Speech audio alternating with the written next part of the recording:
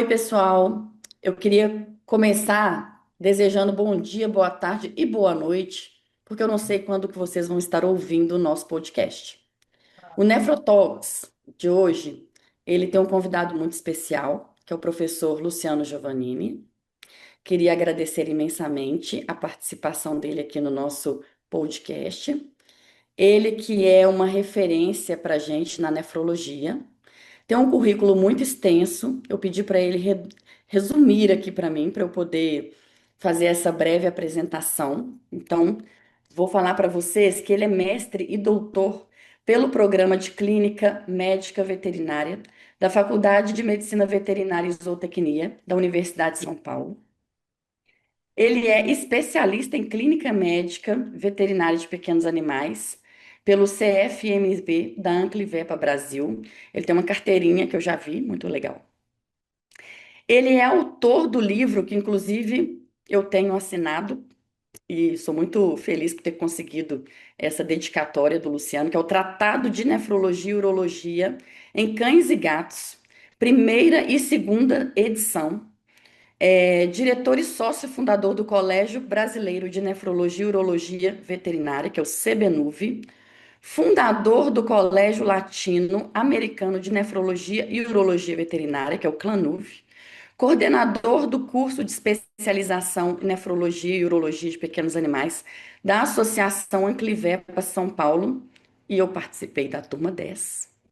E lá, gente, nós já temos 200 alunos formados em 12 anos de curso. Então, além de eu ter tido a honra de participar dessa turma 10, recomendo a todos vocês.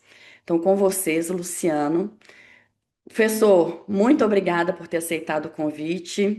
Estamos muito honradas aqui com a sua participação. Espero que você não esteja percebendo o nosso nervosismo, mas é muito bom tê-lo aqui conosco. Bom dia, boa tarde ou boa noite, né? Como você falou. Eu que agradeço o convite. E não precisam ficar nervosas. Ah, mas Eu acho isso muito chique. Eu acho é que você vai inevitável. colocar no dia mais chique. E tem que Isso é ficar verdade. nervosa sim, porque quando a gente tem essas pessoas que é muito assim, né? A gente olha, o livro que a gente estuda ali todo dia, tá ali escrito, eu acho que é importante, é muito legal ter esse tipo de conversa, porque muito obrigada. É. E de fato é um professor que a gente admira muito. Para quem conhece o Luciano, sabe que quando a gente faz uma pergunta para ele, sempre tem uma resposta clichê, que é depende.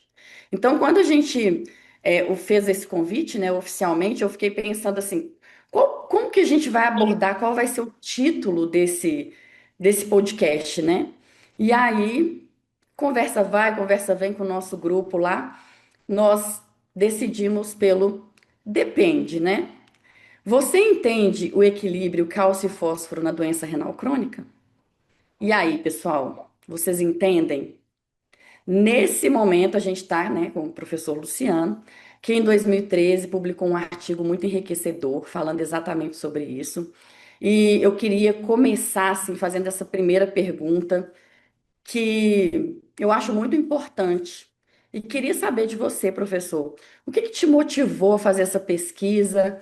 O que que levou você a enveredar por esse lado assim do equilíbrio cálcio-fósforo e falar um pouquinho sobre esse projeto que foi muito importante para a medicina veterinária? É, eu acho que foram coincidências, né? Porque, na verdade, eu estava formado há 6 anos e a clínica médica estava muito chata, porque era tudo muito igual, né? E basicamente tratava sintomas, né? E eu lembrava que eu não tinha aprendido dessa maneira. Então eu falei, poxa, eu preciso voltar para estudar e, né? E porque não dava para minha situação, né? Aprender sozinho a fazer, né?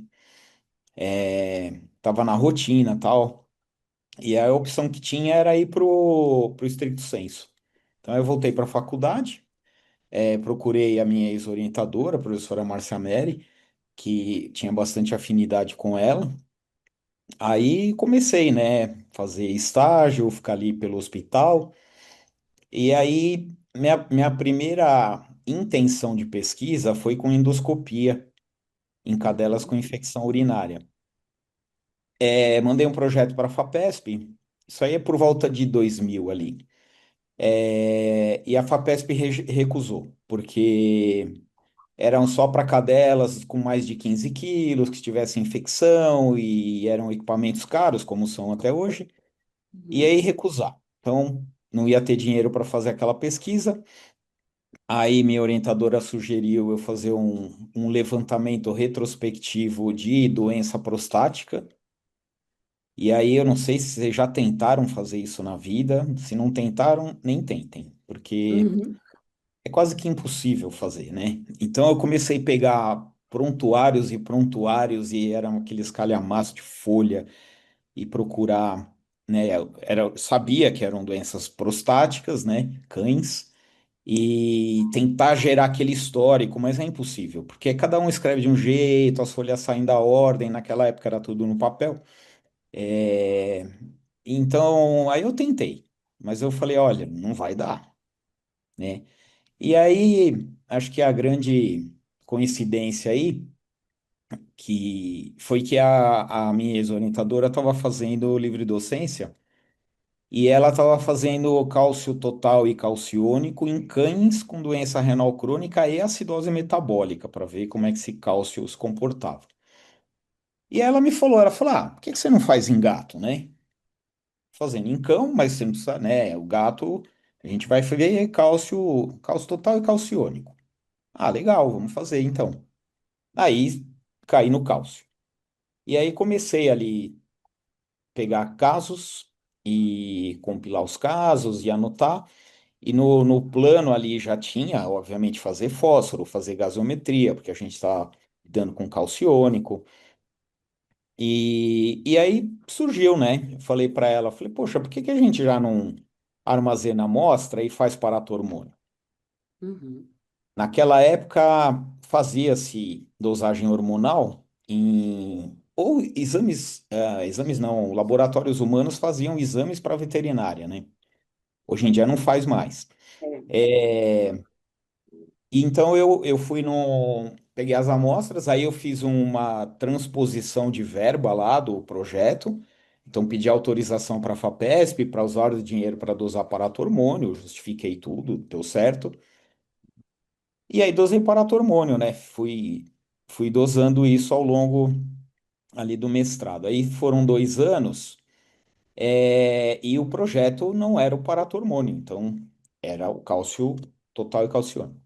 Então eu defendi o mestrado e já tinha os paratormônios lá. Então defendi com 19 casos e depois eu estendi para o doutorado, já tinha o paratormônio, e estendi para 40 casos, né? Então aí defendi em 2003 o mestrado e aí eu fui levando muito na boa, assim, né? uhum, Acabei emendando o mestrado no doutorado, mas eu fiquei um tempão sem me matricular. Então eu frequentava lá o hospital, né? Frequentava ali o grupo de pesquisa da professora. E, e aí quando eu fui fazer a entrevista para o doutorado, inclusive eu já tinha tudo pronto, né? olha só. Então aí eu tive basicamente que fazer as disciplinas e etc. E aí em 2010 eu defendi o doutorado. Esse trabalho que você falou 2013, aí você vai Uhum. ter que me lembrar qual que é. Você viu? Pois Talvez é, seja o do doutorado mesmo. é o do doutorado, é o dos gatos mesmo. É isso que eu ia Tá. falar, Ju. Ju, Luciana é gateiro, hein? Quem Pois Eu diria? é, sou gateiro, mas ninguém ainda acha que eu bem. sou. Eu Ah, eu sou sou. suspeita, né, gente? Sou suspeita demais, porque além de ser Nossa, especializada em felinos, eu só me especializei em nefrologia por causa do atendimento dos meus pacientes, porque eu comecei a atender mais gatos e eu percebi essa demanda muito grande de problemas urinários. E como eu sou cria do professor Júlio e da Tatiana Mourão, a gente não pode ficar tratando o gato como cachorro pequeno. E quando eu fiz essa especialização, esse era meu lema. E os gatos têm muitos episódios, né, de quadro tanto urinário e doença renal crônica. E aí eu queria até fazer uma pergunta mais ou menos voltada, né, para isso, porque na nossa vida, na nossa rotina clínica, a gente acaba pesquisando muito ureia, creatinina e até SDMA. E aí queria perguntar para o Luciano se a gente deveria talvez mudar um pouco o foco também para cálcio, fósforo e para hormônio. Aí eu vou começar respondendo com depende, né? Uhum. Porque depende quem é a gente, né? Você tá falando a gente, eu tô imaginando que vocês duas, e eu duvido que vocês duas ficam focando na creatinina e na ureia, né? Mas eu entendi, Ju, é comum que o clínico, né, ele fique olhando para a doença renal, até eu falo isso, né? Eu chamo a doença renal crônica, não chama creatinina aumentada. Então calma, né? Você vai olhar para a doença renal crônica só quando a creatinina está aumentada? Tá tarde. Ou você vai ver uma creatinina aumentada e você quer abaixar aquela creatinina, é doente renal crônico? Não vai abaixar, né? Então, calma, a creatinina é o marcador, SDMA é o marcador e ureia é a mesma coisa. Então, o que que eles mostram para gente? Basicamente, creatinina e SDMA mostram que a taxa de filtração glomerular está diminuída, ou seja, a massa funcional renal na doença renal crônica está menor, né? E aí tem vários motivos para essa massa funcional renal diminuir, né? Um deles é a longevidade, a senilidade, o outro é evento de ira, que pode ser silencioso ou pode ser súbito, né? E intenso, a doença renal juvenil, né? As doenças infecciosas, então leishmaniose, erliquiose, que podem cursar com doença glomerular e doença renal crônica. Então, tem as diferentes situações que vão reduzindo a massa funcional renal. E aí, creatinina, SDMA sobem, né? Sim, Então, tá lá na frente.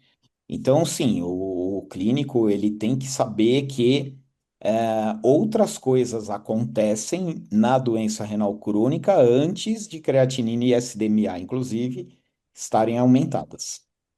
perfeito. E Perfeito. aí, gente, só para contextualizar todo mundo, porque o nosso podcast, ele abrange não só especializados, né, em nefrologia e urologia. A gente atende também várias demandas, inclusive de clínicos. Então, a gente considera, a pessoa me corrija aqui se eu estiver errada, tá? O paciente como doente renal crônico, quando a gente tem uma perda de definição, córtico medular na imagem renal, através dessa imagem é feita através do ultrassom, ou quando a gente tem também persistentemente a elevação desses parâmetros, né, ureia e creatinina, por 3 meses ou mais, isso perdura. E tem um detalhe importante dessa creatinina, porque às vezes nosso paciente ele pode ter aquela creatinina dentro da faixa de normalidade, mas você está acompanhando aquele paciente, aquela creatinina ela vem aumentando lentamente e gradativamente. Então, isso pode ser um sinal de alerta para você, clínico, poder direcionar o atendimento voltado para o especializado, que vai, igual o professor explicou, buscar as causas que podem ser pré-renais também, né? Não só renais. Tô Aí, certo, aí, professor? 7, Uhum. 7,5. passou. 7,5, 7,5, Nossa, sete e passou. meio do Luciano, Oito, gente, vocês oito. não estão entendendo, é isso Passou. aqui, ó. Faltou uma coisinha na sua definição. Por favor, me ajude. Você foi bem aí. Você falou que alteração, você falou alteração ultrassonográfica, então até dá para subentender. Vai 8,5, então. Tá, gente. Então, assim, a definição de doença renal crônica é presença de lesão ou perda de função em Uhum. um ou nos dois rins Sim. por um período igual ou maior a 3 meses. Então, vamos destrinchar isso. Presença de em um ou dois rins, tá? Pode ser em um rim só, né? Sim. Presença de lesão. O que que é a lesão? A lesão é morfológica. A lesão morfológica pode ser macroscópica, ultrassom. Ele que vai nos Uhum. contar isso, né? Então, indefinição córtico-medular, irregularidade de contorno, sugerindo retração de parênquima, é, já são bem associadas à redução da massa funcional renal, porque tem fibrose. Sim. Então, está tendo uma lesão Influencia. morfológica, né? Uhum. E uma lesão microscópica, como é que a gente pode ter, sem ter necessariamente alteração ultrassonográfica? Aí é a proteinúria que vai mostrar. Perfeito. Então, a proteinúria é um marcador de lesão glomerular, né? Ele não é um marcador de função glomerular, é um marcador de lesão no glomérulo. Então, proteinúria renal patológica glomerular. Essa proteinúria que é a que tem importância clínica. Então, o paciente já tem lesão, a princípio, no glomérulo. E a creatinina dele? Ah, tá normal, tá? Então, aí a gente está vendo a lesão por quais motivos? Macroscópica, microscópica, ainda que creatinina e SDMA estejam normais. E qual a terceira questão que pode fazer lesão nos rins? Olha que curioso. Quais são os órgãos-alvo de lesão da hipertensão arterial sistêmica? Os olhos, né? Cérebro. Cérebro, retina, Uhum. coração e rim. Então, é. Então, vocês viram que a gente está falando alteração morfológica, proteinúria e hipertensão arterial sistêmica são motivos para lesão, né? Sim. Ou indução ou já está presente, no caso da alteração morfológica, né? Uhum. Então, o diagnóstico de doença renal crônica, ele é feito por esses três motivos, né? E a creatinina também entra, a SDMA também entra, mas tá 1,8, né? Tá 19 SDMA, tá? Então é estádio 2. Uhum. Então, a massa funcional renal nos leva a supor que esse paciente ele vai ter, no máximo, aí, uns 40% de massa funcional renal, somando os dois rins, tá? Sim. E aí que tá, tem trabalhos que mostram, inclusive trabalhos nacionais em gato que mostram. Um rim só que tá feio e o outro tá bonito. Aí faz a cintilografia e verifica que a taxa de filtração glomerular naquele rim que tá feio no ultrassom é baixa e no outro tá normal. Então, soma as duas, dá mais que 60%, creatinina e SDMA são normais. Uhum. Eu acho bom é que a gente veio aqui para falar de fósforo e quem ouviu esse episódio vai ganhar um pá. Tá aqui, ó, É, doente renal crônico. exatamente. Mas Professor, faz todo sentido na sequência a gente falar do fósforo. então É, vamos falar Entender. de fósforo. Depois que a gente diferenciou aqui, né, doente renal, crônico e de outras partes, né, do agudo principalmente. O fósforo está aumentado. Aí, normalmente, os veterinários já podem querer tratar esse fósforo e tudo mais, né? Mas e aí? Quando que esse fósforo aumentado já é um fator de progressão dessa doença renal e não apenas ali só um marcador de perda de função? Então, aí vamos lá nos túbulos, né? Então, eu tenho falado muito, né? Eu acho que é importante reforçar isso em massa funcional renal remanescente. Já falei umas 5 vezes essa palavra hoje. Então, a hora que vocês internalizam esse entendimento, que é menos rim funcionando, menor número de néfrons funcionando, tem que imaginar que ainda que creatinina e SDMA estejam normais, tá?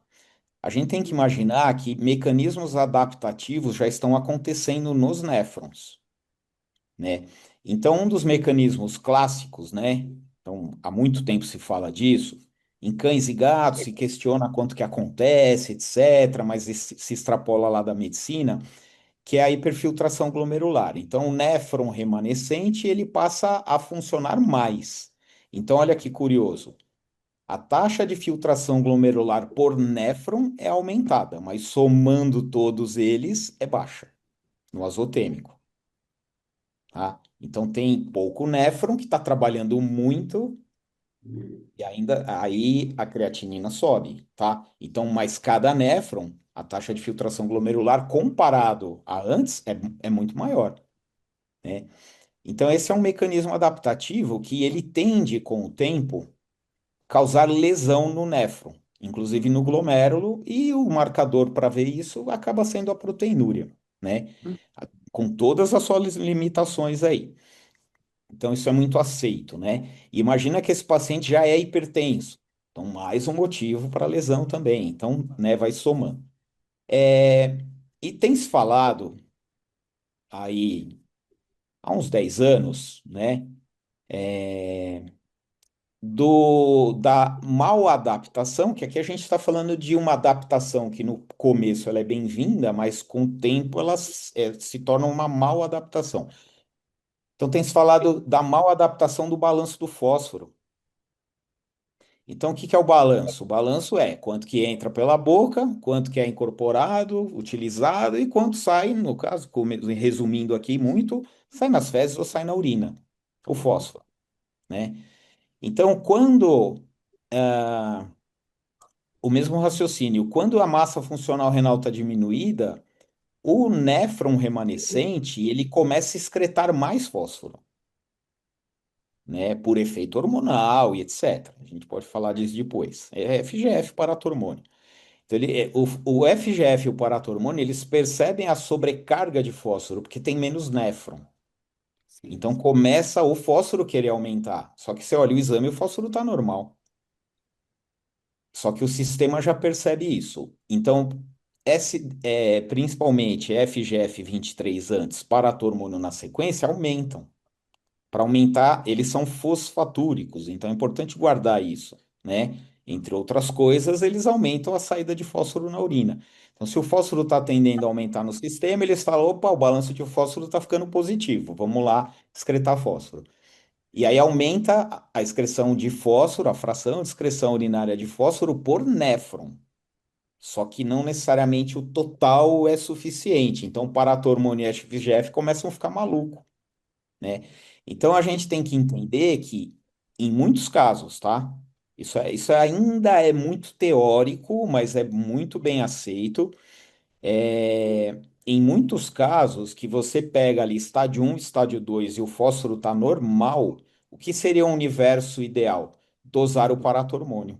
Ou, perdão, dosar o FGF23. Uhum. Né? O paratormônio geralmente aumenta no estádio 3 e 4, cão e gato.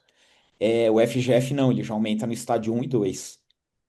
Então, a hora que você pega esse cara, ó, que ele tá com fósforo normal, é doente renal crônico, estádio um ou 2, fósforo normal, 4,5, que é pro alvo dele. Dosa o FGF, ele está aumentado, aí que vem a questão, né? Até a gente discutiu isso no congresso, no Sinuv, semana passada. É o que fazer com esse cara? Né? Então aí você vai ter que ir lá na dieta dele, ver se ele está comendo quantidade adequada, porque às vezes ele está comendo mais do que precisa. Então você já tem que imaginar que está entrando mais fósforo do que deveria. Então, né, ajustar a dieta dele, né? E se isso está ajustado, supostamente, que aí não está testado, tá? Entrar com quelante intestinal de fósforo agora. Ah, mas o fósforo está normal, exatamente, para FGF ficar quieto agora. Porque aí a gente aumentaria a saída de fósforo nas fezes.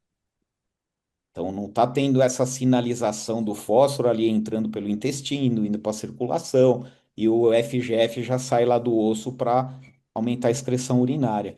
Então, respondendo você, Fran, se você pega um doente renal crônico, estádio um ou 2, qualquer estádio, mas um e 2 necessariamente, e o fósforo já está alto, então tem que imaginar que FGF está alto e quem sabe o paratormônio está alto também, Uhum. tá? E isso está demonstrado já em cão, em gato, em ser humano, em camundongo, que vai favorecer a progressão da doença renal crônica. Então ele vai viver menos, tá? E aí tem uns trabalhos do ano passado que eu vi, né? Até foi lá no Renal Wiki, bem interessante.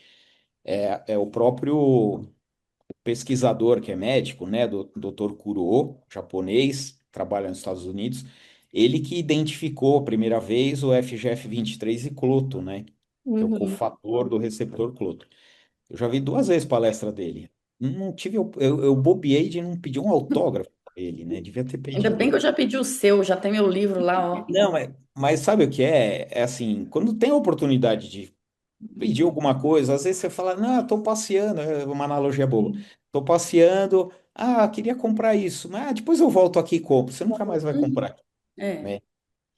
Então, nesse caso aí, tava eu e o Leandro lá. Falei, poxa, vou lá pedir uma conversa com ele, né? Eu também ia pedir autógrafo num papel, ia ficar meio esquisito. Se tivesse um trabalho dele, Tá? fica legal. Aí, Mas não fui conversar com o cara e acabou que ele foi embora e não encontrei mais Uhum. ele, né? Mas tudo bem.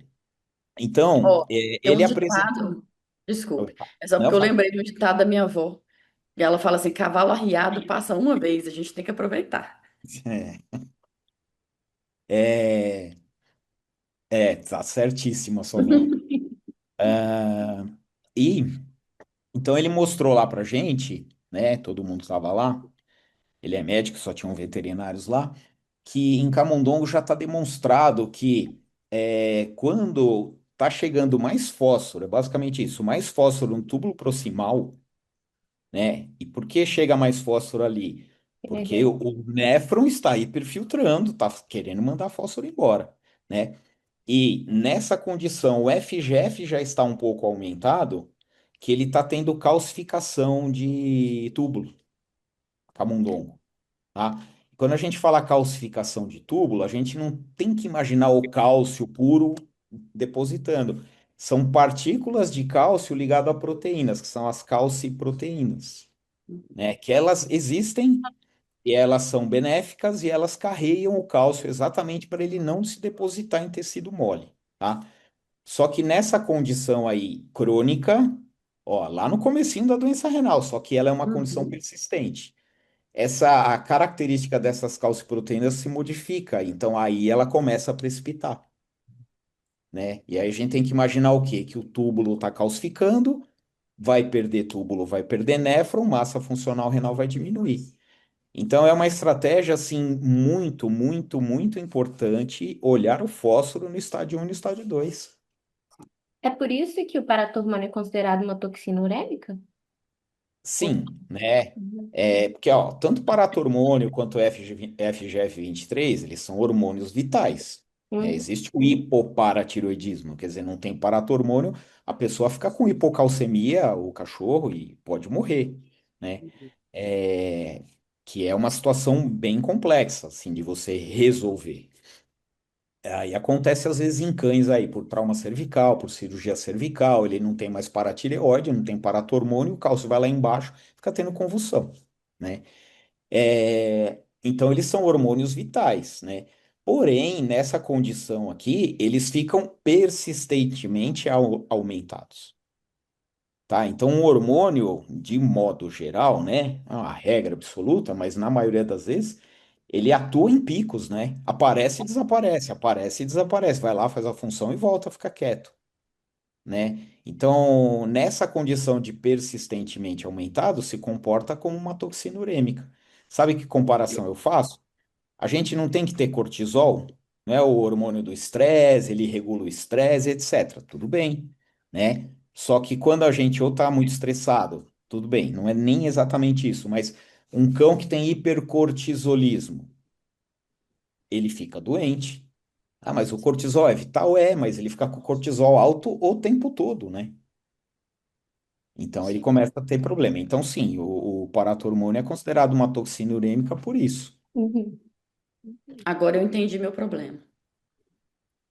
O Quando eu fiz estresse. cirurgia para tirar a tireoide, não é Ah, sério. Achei que era O o estresse. médico me disse assim: você toma cuidado se você sentir formigamento nas mãos e etc. Às vezes seu cálcio pode estar começando a cair. Se você tiver crise convulsiva, deixar relatado aí. Ele até falava para deixar anotadinho em alguma situação, deixar pessoas avisadas por causa dessa cirurgia na região cervical. eu Olha que pensei que interessante. era anotar, eu vou fazer uma piada besta, mas é que veio. Pensei que era anotar que teve convulsão, né? Aí não ia dar para anotar, né? Não. Mas você quase teve convulsão, não teve, Ju? Ou foi loucura minha da minha? Tive? Teve, não teve? Não, tive mesmo. Não? Por Aham. causa disso? Eu lembro. É, porque eu tive uma baixa muito grande de cálcio. E aí ele já tinha falado que se eu sentisse as pontas dos dedos dormentes, a mão dormente, já era um primeiro sinal. E aí eu comecei a ter essa dormência do lado todo, assim. Aí eu já busquei o médico, fui pro, Aí você já enfim. foi tomar leite. Aí já fui avisando que eu já E, tinha feito a cirurgia recente. e sabe que por que que não adianta tomar cálcio por boca? Uhum. Porque quem faz a absorção intestinal de cálcio é o calcitriol, não é o paratormônio. E se não tem paratormônio, os rins não sintetizam calcitriol. Sim. o calcitriol ele é formado ali no túbulo proximal por influência do paratormônio. Não tem paratormônio, não tem calcitriol. Não tem calcitriol, não absorve cálcio no intestino. Tá? Então, aí indo lá de novo num cão que cão é mais comum, né, por conta de cirurgia cervical, apesar que gato também, né? Então vai submeter a uma cirurgia cervical, paratireoide vai embora, o cálcio cai, não adianta ficar dando cálcio por boca. Você tem que tratar com um calcitriol. Sim, Então É, é indicação mesmo para usar calcitriol essa. pois é. o paratormônio a gente não dosa ele sempre, né? Por causa da dificuldade do laboratorial. Mas qual momento que seria bom utilizar ele ou realmente mudou tudo pro Então, o F23? momento é esse, né? Assim, paratormônio é fundamental ser dosado se você está lidando com casos de hipercalcemia. Aí Uhum, tem que usar paratormônio para entender se é paratireoide dependente ou independente. Na doença renal crônica, cabe dosar paratormônio? Sim, mas ele é mais tardio, né? Então, está demonstrado já em cães, em gatos, né? Até no meu doutorado a gente viu igual, né? O que também já era publicado. É geralmente estádio 3 que ele aumenta. Uhum. Então, ele vai aumentar no estádio 3. Claro, caberia dosar no estádio 1, né? No estádio 2, mas ele não costuma estar aumentado ali, né? uhum, Quando eu fiz o doutorado, né, o paratormônio, eu não conhecia FGF23, apesar de ele já existir. Ou seja, já tinham identificado e publicado. Até essa história é curiosa, né? Ali por volta de 2011, então eu defendi em 2010. Aí em 2011, abrindo um parênteses aqui. Aí em 2011 eu fui, aqueles anos ali, por uns 3, 4 anos eu ia no Nefrosp, né, que é da medicina da Universidade de São Paulo, e eu ia lá no simpósio deles, no congresso deles. E aí tava vendo as palestras, era tudo palestra curta, é o jeito que a gente faz no CBNUV até. Apresentando trabalhos, e era bem científico, né? E aí tinha lá um hiperfosfatemia, não sei o que, né? Falei, vou ver, né? Mas eu já sei tudo, né? Aí foi até a doutora Rosa Moisés, né? Eu a conheço hoje. É, Ela começou a falar de FGF, eu falei, o que que ela tá falando, né? Nunca ouvi falar disso. E eu me achando ali, né, que eu tinha estudado, eu tinha defendido, né? Passei numa banca de 5 pessoas. Eu fui lá falar com ela na hora, né? E chamei ela para dar aula na primeira turma de nefro, que foi em 2012. Só que ela não podia, aí ela falou: vou te indicar a outra pesquisadora lá do nosso grupo, lá do laboratório que elas trabalham até hoje, que foi a doutora Wanda também. Então passei, não sei se vocês conhecem, acho que é a Jusim, não sei se ela deu aula na sua turma, a doutora Wanda Giorgetti, que é assim, elas é um grupo sensacional. Bom, aí voltando, aí conheço as duas por conta do FGF23. É, Fiz a disciplina delas depois, etc. Muito bem. Ah, Aí o FGF23, ele é mais precoce, né? Tem até alguns trabalhos, né? Isso em camundongo, né? Eu não lembro exatamente o delineamento desse trabalho, mas eles conseguiram identificar em camundongo o seguinte: o fósforo bate no intestino, é isso mesmo, o fósforo bate no intestino, chegou no intestino, o FGF23 aparece. Aí a pergunta é, o que faz o intestino comunicar com o osso? Né? Então se busca essa informação, porque você está vendo, tá? Aquela chegada do fósforo ainda no intestino já está sinalizando para o osso que, ó, o fósforo está chegando, presta atenção aí.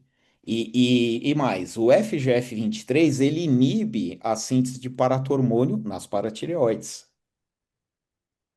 Então ele inibe o paratormônio e o FGF inibe o calcitriol também, a síntese de calcitriol. Ah, então por isso que ele é mais precoce, aí, inclusive porque ele até já está inibindo o paratormônio, Uhum. né? Então dosar o paratormônio nessa sutileza não ajuda tanto. Entendi. O E eu ia. FGF+.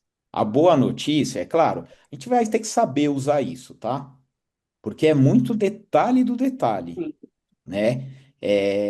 Então não é algo para banalizar, sair dosando em todo mundo, porque não deve ser barato, aí vai caindo de descrédito, etc. Mas é aquele paciente, cão ou gato, que doente renal crônico já é. Então, definição bonitinha, como a gente já falou, já estou tratando.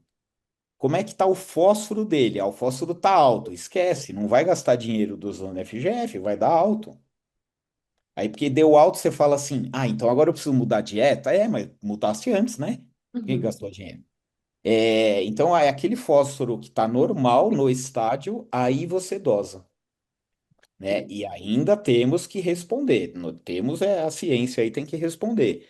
Tá bom, eu vou, dosei, ele está alto, eu entro com quelante ou ajuste de dieta. Aí ele abaixou? Provavelmente sim, tá? Já falo disso. Provavelmente ele abaixa. Legal. Esse paciente viveu mais? Porque essa é a pergunta, né? Por que que a gente trata um doente renal crônico? Que a gente quer que ele viva mais e que ele não tenha sintomas, né? Então, aí a ciência tem que trazer essa informação também para a gente não ficar achando que está fazendo bem, né? Porque a gente está dando remédio, remédio, remédio, e no final das contas não funciona para nada, Com certeza. né? Por que não funciona para nada? Eu atendi ontem, né? Uma, Atendi semana, há umas 2 semanas. Aí ela é uma cadelinha de 15 anos, creatinina 1,4, estava 1,8, tá 1,4, estágio 2 ali de doença renal crônica. O fósforo dela 4,06, usando dieta de manutenção.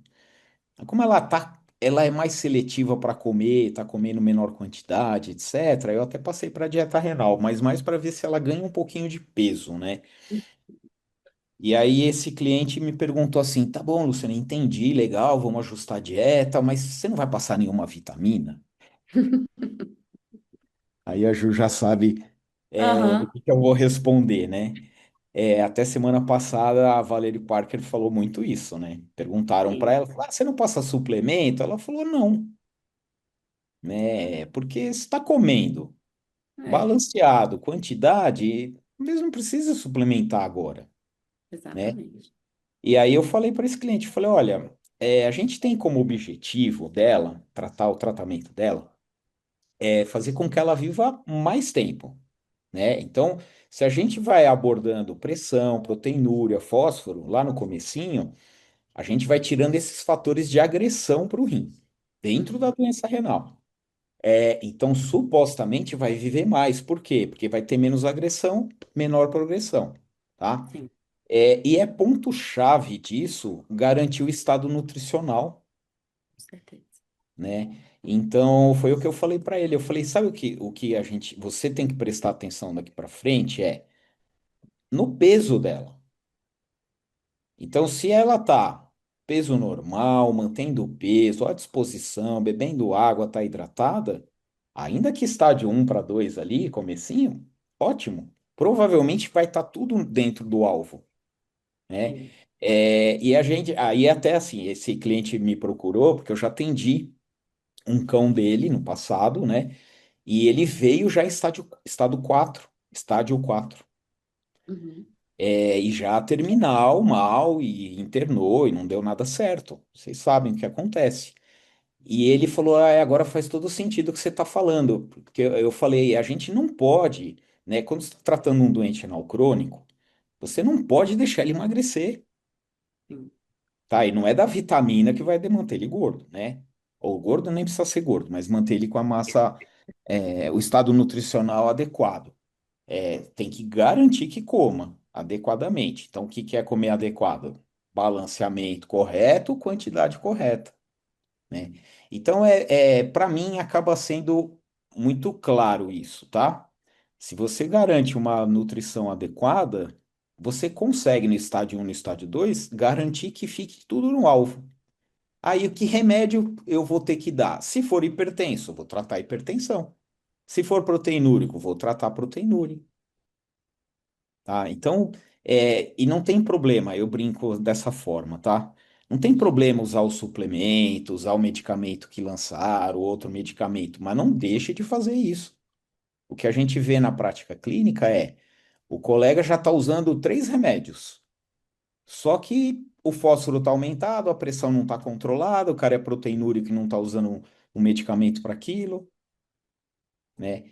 Então, tem que entender a ordem dos eventos, né? E daí a importância, de novo, de enxergar a massa funcional renal, né? Mas, Luciano, isso que você falou é muito importante, porque muitas vezes a gente tem a diretriz e a gente quer seguir ali, né? Então, como você disse, às vezes não era a indicação da dieta baseada na diretriz, mas o nosso paciente, ele não é um paper. A gente tem que ajustar as coisas baseado naquilo que a gente percebe que vai melhorar a qualidade e a longevidade e melhorar no tratamento. E eu acho isso muito importante.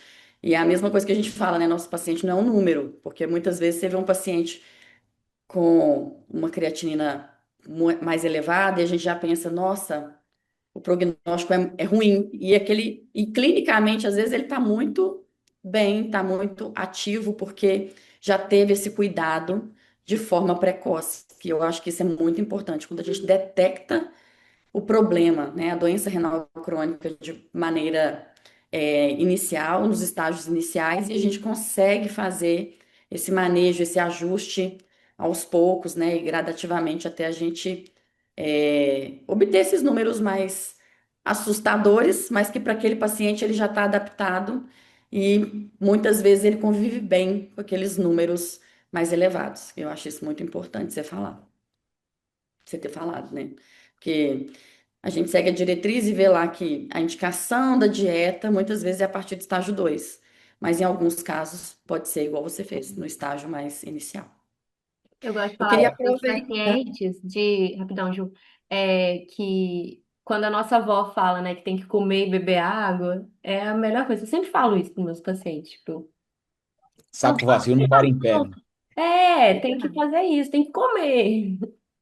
É, Exatamente. E gato, gente, é um negócio também, né? Porque muitas vezes a gente quer tentar introduzir a dieta renal, mas o gato não aceita muito bem e a gente tem que ter um equilíbrio. Às vezes, eu mesma, né, na minha rotina, às vezes eu protelo um pouco para entrar com a dieta renal. Já tem aí algumas empresas que têm uma dieta mais voltada para estágios iniciais, mas a gente tem que ter esse cuidado de individualizar o paciente e não colocá-lo no pacote ali da, da diretriz, vamos falar assim, né? Isso é importante. tem até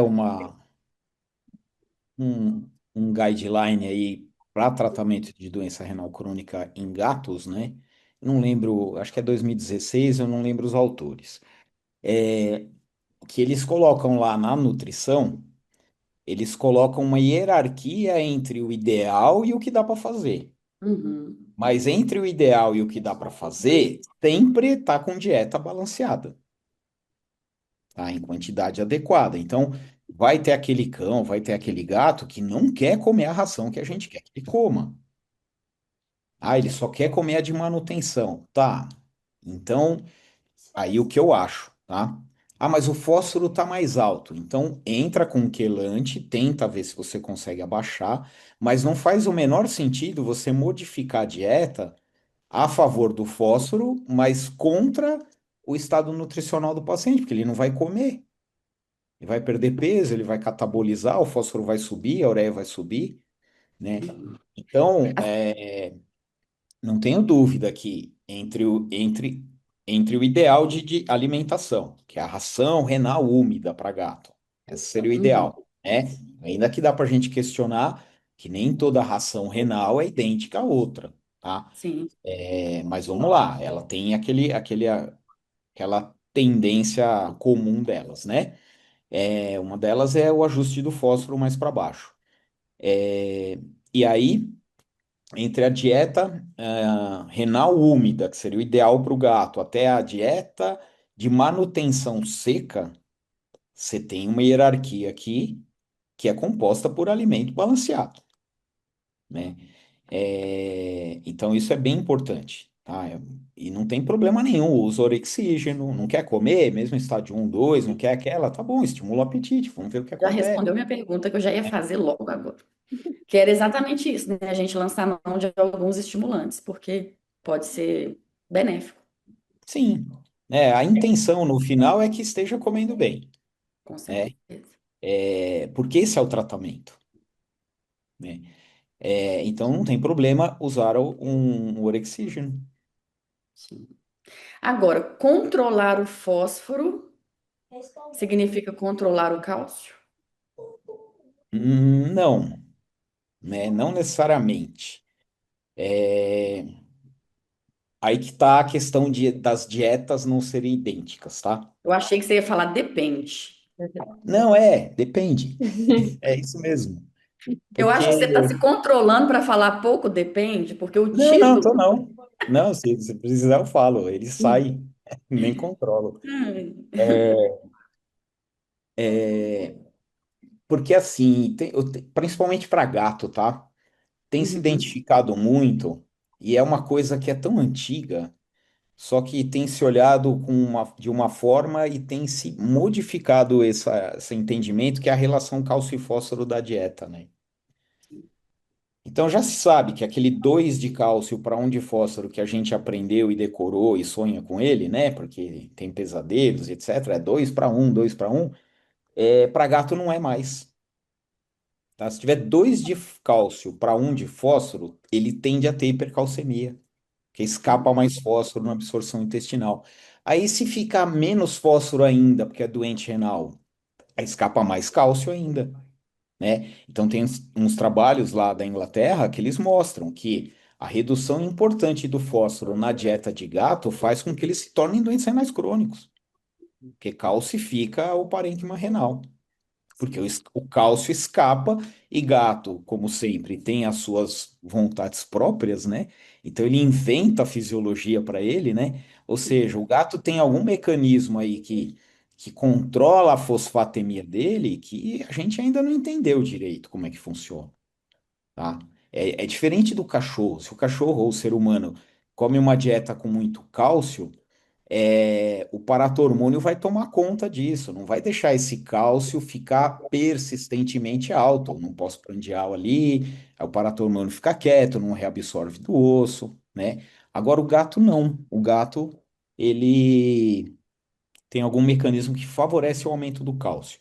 Então aí não pode reduzir muito o fósforo da dieta, senão ele tem hipercalcemia, e não pode reduzir muito o cálcio, senão ele tem hiperfosfatemia. Aí pensando nos doentes renais crônicos, né? Então estão buscando essa proporção aí que parece 1,4 de cálcio para um de fósforo, tá? É, E é isso que estão buscando. Aí você vai ver as rações, elas têm de 2 para um até 1 para 1 as ações Sim. renais, né? Então, não necessariamente é tudo igual, tá? Isso não adianta vocês me perguntarem qual é qual, que eu também não sei, tá? Mas seria bem interessante alguém se dispor aí, né? Um veterinário disposto ir lá e tabular as dietas que a gente tem, não é nada tão difícil também, mas tudo bem. É, E aí você me perguntou o quê, Ju? Ah, se Na controlando o verdade, fósforo. Então, aí que isso. tá, né?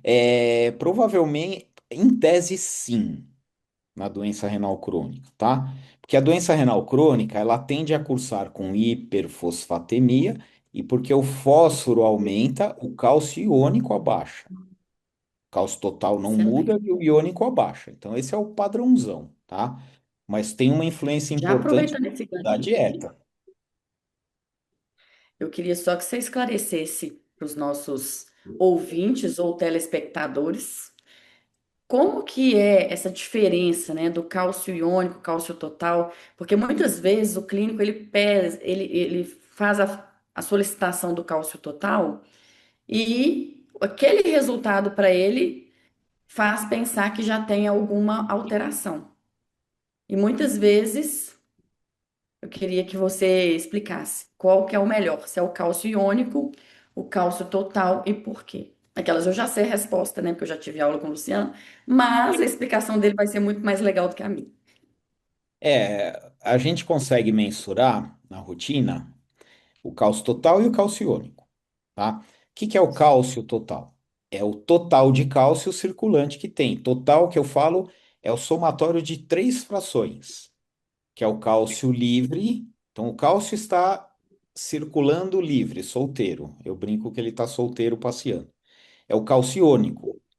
Então, ele é iônico, é o cálcio 2 mais. Ele não está ligado a nada, tá? Ainda tem mais duas frações. É uma fração desse cálcio iônico que está ligado à proteína albumina, principalmente. Então, o cálcio circula ligado à albumina. E tem a terceira fração, que é um cálcio, que não é mais iônico, porque ele está ligado a ânions.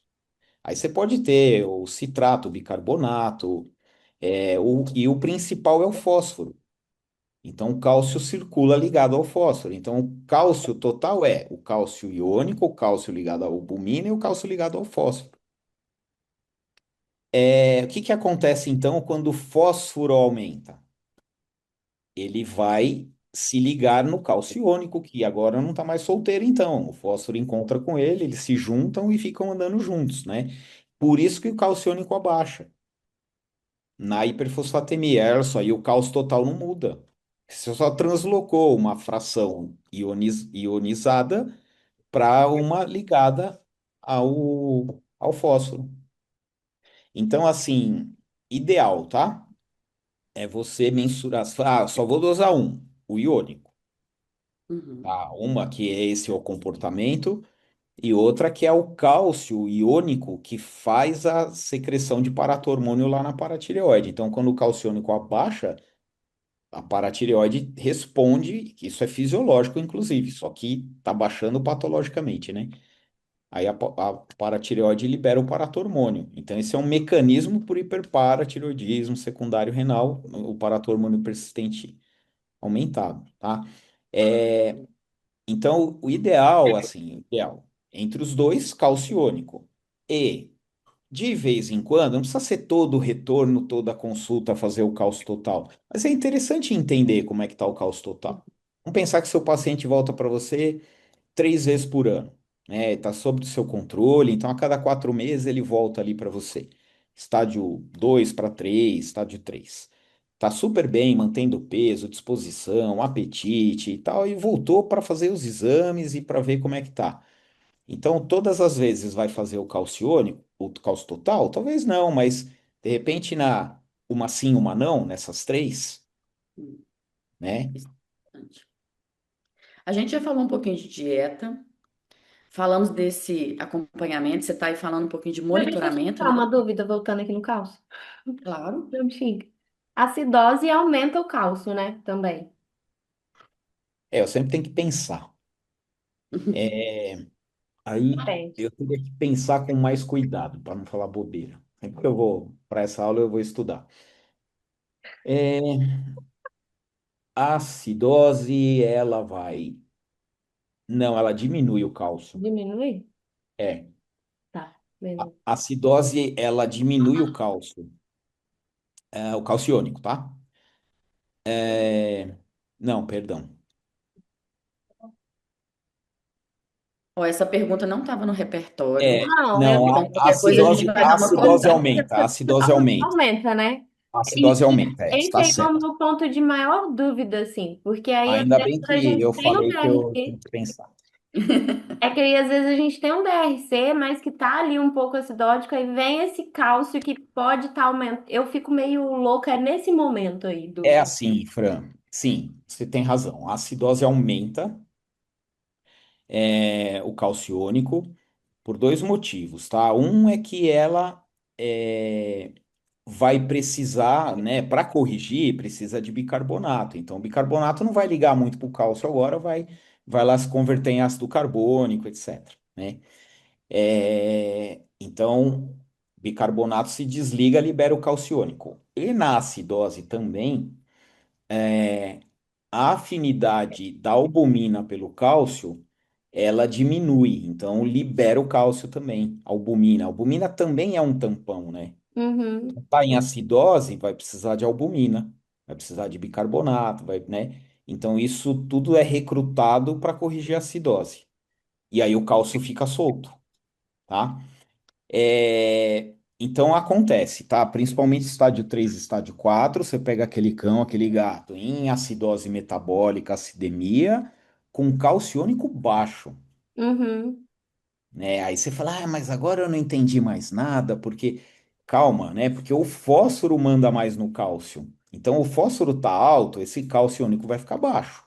O Entendi. que que vocês têm que pensar é o seguinte: nossa, ele tá baixo e o cara tem acidose. Então, a hora que eu corrigir a acidose, vai baixar mais ainda? É, porque aí vai abaixar mais, tá? Tanto que a gente discute muito isso. Ah, vou tratar a acidose metabólica. Então, cuidado que o calciônico abaixa, porque você está dando bicarbonato, né? Então, o que a gente faz na rotina, né? Porque faz sentido, não que isso tenha sido. Até a Langston falou isso semana passada, se eu não me engano, foi ela, né? Faz sentido que dá o cálcio antes, corrige, faz a administração do cálcio. Hoje, isso a gente tem que pensar principalmente num doente renal crônico descompensado, em IRA, ou um paciente em IRA, tá? É o paciente internado que costuma estar assim. Tudo bem, ambulatorial, estádio 4 às vezes a gente pega também. Mas você dá o cálcio intravenoso, né? E quando que a gente tem que corrigir a calcemia? Quando o paciente é sintomático da calcemia, né? Ou quando ele tem o calciônico menor que 0,7 milimol por litro. Aí a gente pensa em dar o cálcio para ele. Mas a ideia é dar o cálcio intravenoso para tirar do sintoma. Quando você fala sintoma, já é algum tipo de reabsorção óssea ou não? Não, não, o sintoma é o que a Ju estava falando aí, de tremor, Ah, tá. fraqueza, Justo, arritmia, justo. eventualmente convulsão, Uhum. né? Justo. É, a ideia não é corrigir a calcemia. Ah, o normal do cálcio é 1,3, então tá 0,6, eu tenho que mandar para 1,3. Você não vai conseguir. Vai ter que dar tanto cálcio pro cara que aí vai sair calcificando tudo, Aham. tá? Então você é tipo uma eclâmpsia, tá? Então você Uhum. vai ver esse cão, esse gato hipocalcêmico, ele tem. Às vezes vai ter até hipertermia, porque na eclâmpsia a gente vê também, né? É muito tremor, fraqueza, e etc. Aí você vê o cálcio tá baixo, você repõe para tirá-lo dessa condição. Uhum. Tirou da condição aí, mas ainda tá baixo, né? Aí que entra, aí você tem que pensar de novo, é o estádio 3 e 4 principalmente, tá? Aí que entraria. Aí também é uma coisa que eu faço porque para mim faz sentido e acabou ajudando alguns casos, mas não está muito bem descrito. Aí que eu entro com calcitriol, tá? Eu entro com calcitriol para ele ir lá no intestino e absorver cálcio, porque Uhum. senão não adianta eu dar cálcio, o cara vai ter que vir todo dia para tomar cálcio na veia, Uhum. né? É, Então, infelizmente, essa é a principal situação que eu uso o calcitriol. É quando o calciônico não sobe de jeito nenhum, né? E Perfeito. sempre vai subir porque eu estou usando calcitriol? Pior que não, né? Aí tem mais E motivos essa para era a isso. minha pergunta. É, Porque na verdade eu ia fazer esse questionamento. Quando que a gente faz essa suplementação, né? Daí você foi super. calcitriol, calcitriol ou cálcio? Não do cálcio, que aí Ah, a tá, gente tá. normalmente utiliza, né? Como você mencionou, os quelantes, aí a gente ia abordar esse tema, falando sobre a dieta, que a gente já falou um pouco, falando sobre monitoramento e o uso dos quelantes e dos suplementos do cálcio. Legal. Que assim, como quelante, aí isso tudo se junta, tá? Então, estou inclusive respondendo a sequência anterior. Uhum. Como quelante intestinal, o que que a gente tem no Brasil? Hidróxido de alumínio, Sim. acetato de cálcio e carbonato de cálcio. Tá? A Uhum. quitosana acaba entrando meio junto aí, mas não que necessariamente a gente usa a quitosana separada de tudo. Então aí vai a questão de enxergar as coisas. Então, estádio um, estádio 2, de modo geral, a gente consegue manter a fosfatemia e a calcemia dentro dos alvos, ajustando muito bem a dieta. Talvez ali no estádio 2 um quelante intestinal, que, de modo geral, vai ser o hidróxido de alumínio. tá? Por quê? Porque no estádio 2 o cálcio vai estar normal. E aí, de repente, você usar carbonato de cálcio, etc., porque aí você tem que pensar em efeito colateral, né? Efeito Uhum. colateral do cálcio, carbonato de cálcio, acetato de cálcio, é hipercalcemia. Sim. Então é importante, para decidir qual quelante intestinal eu vou usar, eu preciso dosar o cálcio. Aí é legal dosar o cálcio total também. Uhum. E aí você entende, quantos casos a gente já teve que o calciônico até tá bom e o cálcio total tá aumentado, Uhum. né? O contrário eu não lembro de ver muito frequente, tá? Cálcio total baixo e calciônico normal. Então, nesse caso, que o cálcio iônico ou o cálcio total estão no limite superior, eu prefiro hidróxido de alumínio, Sim. tá? Então, geralmente, estádio um, estádio 2, principalmente gato, porque o gato, de novo, essa questão aí do cálcio dele, então vocês vão ver gato doente renal crônico hipercalcêmico. Vocês têm que pensar que ele está com hipercalcemia idiopática. Uhum. Não é necessariamente pela doença renal crônica, tá? Então aí tem que ver a dieta dele, qual que ele está usando, eventualmente entrar lá com chia, né, semente de chia para diminuir a absorção intestinal, etc., do cálcio, para normalizar essa calcemia. E nesse cara você não vai usar carbonato de cálcio ou acetato de cálcio, aí vai usar hidróxido de alumínio. Estádio 3 e estádio 4, aí a salada fica pior, né? A bagunça fica aumentada, ou seja, a gente já tem muita influência do paratormônio lá, né? E um dos motivos, o paratormônio ele não é hipocalcêmico, ele vai causar hipercalcemia, né? Se ele ficar, mas ele nem consegue mais fazer isso, né? Porque tem vários motivos que o paratormônio perde a sua potência em termos de reabsorver cálcio do osso, tá? Mas ele fica destruindo as outras coisas, né? É, e aí, às vezes, a gente precisa entrar com carbonato de cálcio ali, porque o cálcio é mais baixo, né? Então, o estádio 3 dá muito bem. Aí você consegue, normalmente, cálcio oral, aí ajusta a calcemia, fica dentro do alvo, fica bem, e segue a vida. Estádio 4 tende a ser mais complexo, tá? Então, é muito comum pegar paciente, mesmo aqueles que eu venho acompanhando, tá? Quando a gente pega já lá na frente, diagnóstico tardio, aí não consegue arrumar, tá? Eu já falo disso. É, é muito comum no estádio 4 a gente precisar usar dois, eventualmente três quelantes, aí tem que sair correndo atrás do Sevelamer, do Renagel, né? Para tentar abaixar ou normalizar o fósforo para o alvo, tá? E tentar manter o cálcio mais alto. Mas tem casos que não conseguem. Não Uhum. consegue, tá? E aí a gente pensaria em, como eu falei antes, em dar o calcitriol para ver se esse cálcio sobe. Ah, o fósforo vai subir também, tá? A hora que você usa Uhum. calcitriol, o fósforo sobe. Aí você vai falar, mas vai viver menos então, porque vai subir o fósforo? Provavelmente sim, mas ele está morrendo hoje porque o cálcio dele está baixo. Sim. Então, isso é importante também, porque estádio um e estádio 2 a gente tem a oportunidade de ajuste bem fino que aumentam a longevidade e mantém qualidade de vida, e garante isso. No estádio 3 e principalmente no estádio 4 a gente tem que, entre aspas, esquecer um pouquinho da questão da longevidade e garantir a qualidade de vida, Isso é né? muito importante. Que Que aula. aula, né? Uhum. Bom, pensando assim, se você pudesse mudar, escolher alguma conduta relacionada a esse equilíbrio cálcio e fósforo, que ainda pode estar um pouco subestimada pelos clínicos, mas que tem um grande potencial de melhorar a qualidade e expectativa de vida, igual a gente está falando aí. Qual dica que você daria, assim, qual que é, não sei, talvez o pulo do gato nessa condição? Ah, é isso, eu acho que até já falei. É prestar atenção na massa funcional renal remanescente. É o E não básico. achar que creatinina está normal, que está tudo bem, SDMA também está tudo bem. Não, calma, né? Então vai lá e olha, é proteinúrico, é hipertenso ou o fósforo está acima do alvo. Intervém ali, né? Sim. Certamente vai aumentar a longevidade, né? E para complementar isso, já que a gente está falando de cálcio e fósforo, de novo, a gente vai conseguir.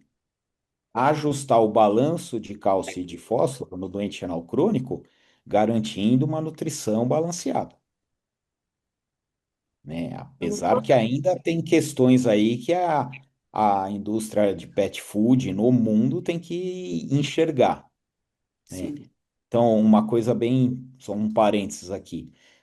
A gente tem nas rações no Brasil, né, regulamentação do mapa, tem que ter o mínimo de fósforo, sim, né, descrito, mas não tem o máximo.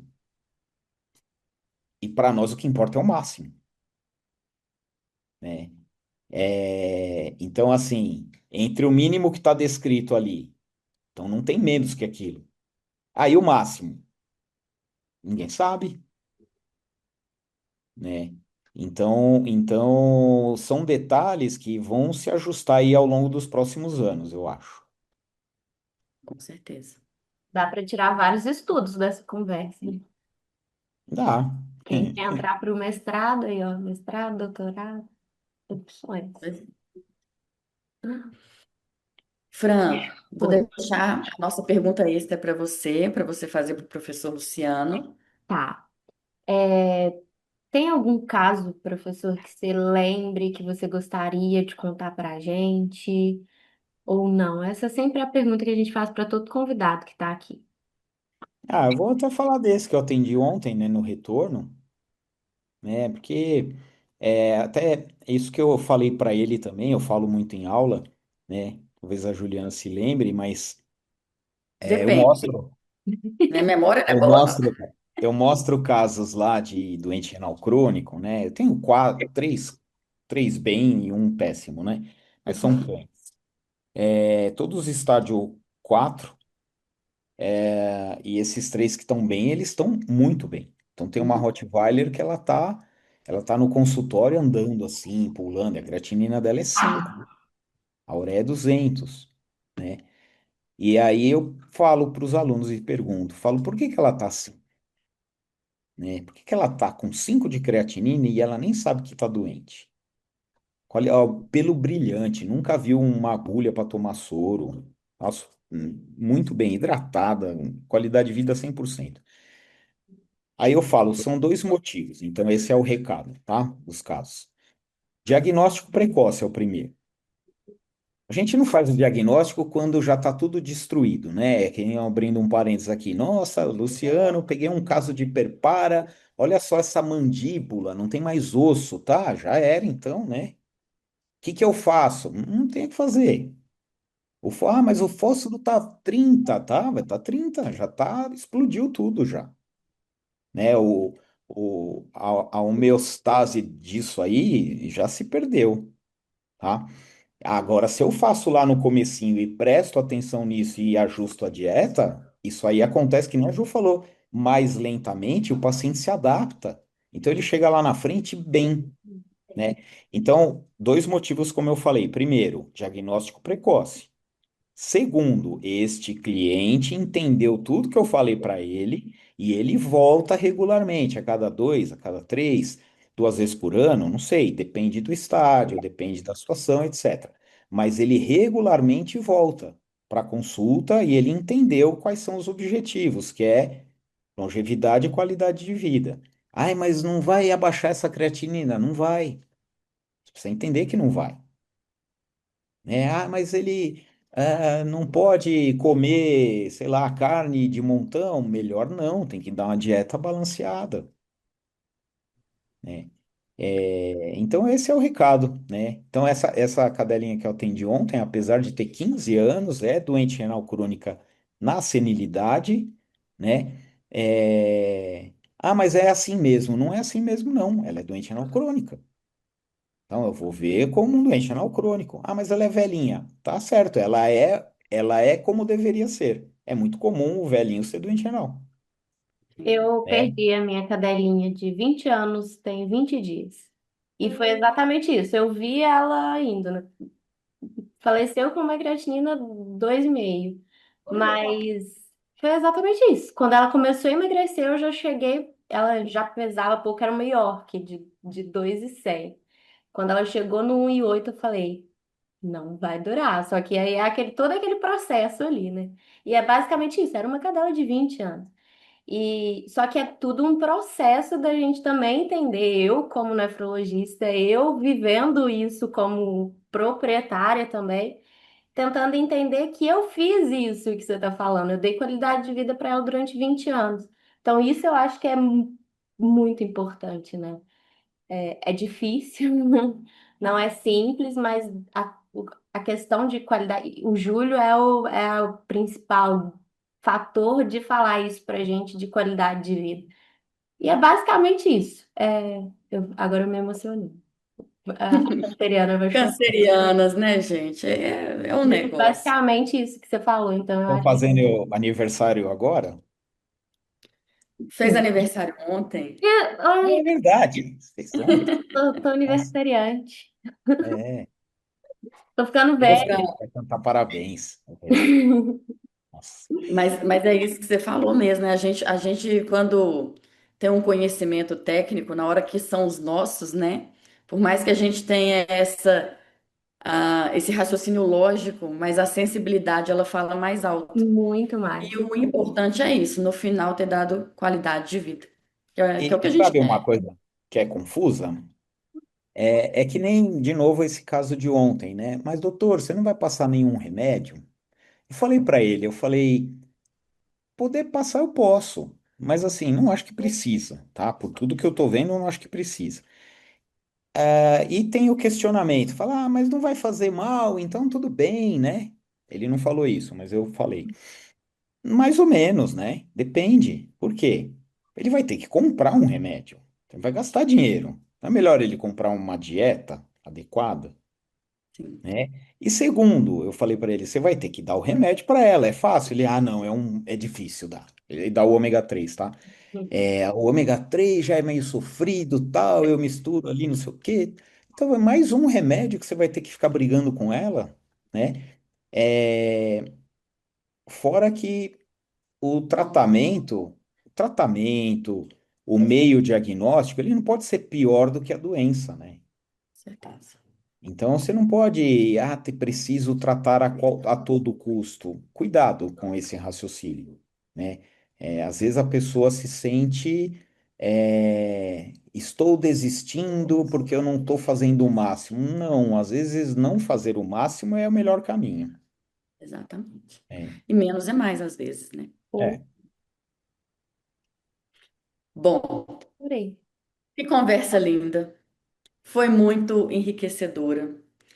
Quero agradecer o Luciano, mas quero fazer uma colocação aqui, porque na semana passada nós estávamos no Congresso Internacional de Nefrologia e Urologia, e o Luciano mencionou que lá atrás ele teve, né, o prazer de estar com uma pessoa que ele admirava tanto. E para nós, ter você aqui, vocês todos do CBNuv, né, que são referências no Brasil, no mundo, enfim. E a gente ter esse acesso, essa conversa, poder trazer isso para todo mundo que está nos acompanhando, é muito gratificante para a gente, assim, é uma honra tê-lo aqui, como já tivemos outros participantes também, que são maravilhosos.